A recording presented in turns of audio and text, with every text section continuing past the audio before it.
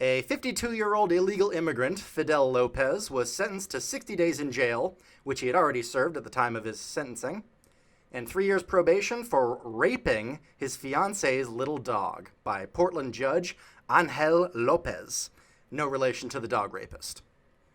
The judge said he would have gladly given him a much harsher sentence, but his hands were tied by the laws surrounding the maximum sentencing for a first-time criminal who abused an animal. The dog was a Lhasa Apso mix.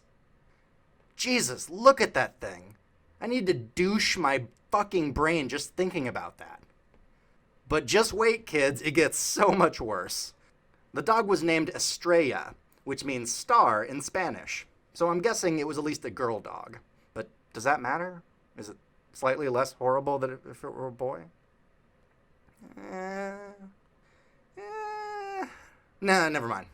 His fiancée told the police that she found little Estrella whining and hiding beneath the couch on November 18, 2018. When she moved her couch to take a look, she found blood and injuries to the dog's hindquarters.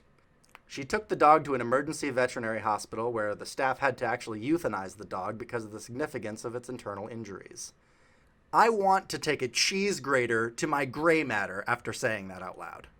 His fiancée asked that a rape kit be done on the dog because Fidel Lopez had previously expressed to her an interest in bestiality. What the hell is this guy bringing to the table that you don't call off the engagement at this point, by the way? He had exposed his junk to the dog before, bragged to her about having witnessed another guy fuck a dog, and had asked her if she would ever consider getting a dog bigger than a Lhasa Apso. Fuck me, slowly with a chainsaw, this story is dark. The DNA test came back belonging to Fidel Lopez, who had been working at the same pancake restaurant in Portland for 22 years and has a 6th grade education. The U.S. Immigration and Customs Enforcement, otherwise known colloquially as ICE, detained Fidel after he was released from jail since he is an illegally present Mexican citizen. Isn't it fantastic that it took 22 years and a brutally raped dog to find this guy? But since Portland is a sanctuary city, county sheriffs said that they couldn't hold him at the jail for ICE to just come pick him up, nor could they tell the ICE officers when they planned to release him. Do you see this, Portland?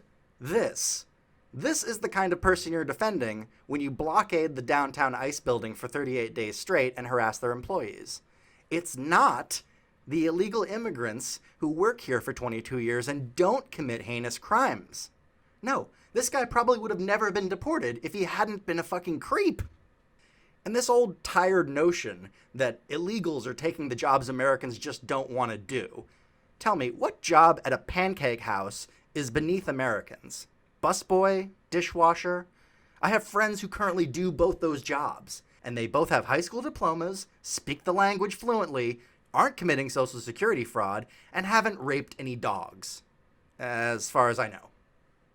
And let's talk for a moment about the wisdom of not allowing state police organizations to liaison with ICE for a moment. Look at another Portland story from last fall. Martin Gallo-Gallardo was released from the Multnomah County Jail after being alleged to have committed felony 4th-degree assault against his wife. The jail didn't notify ICE, despite ICE months prior having requested to be notified.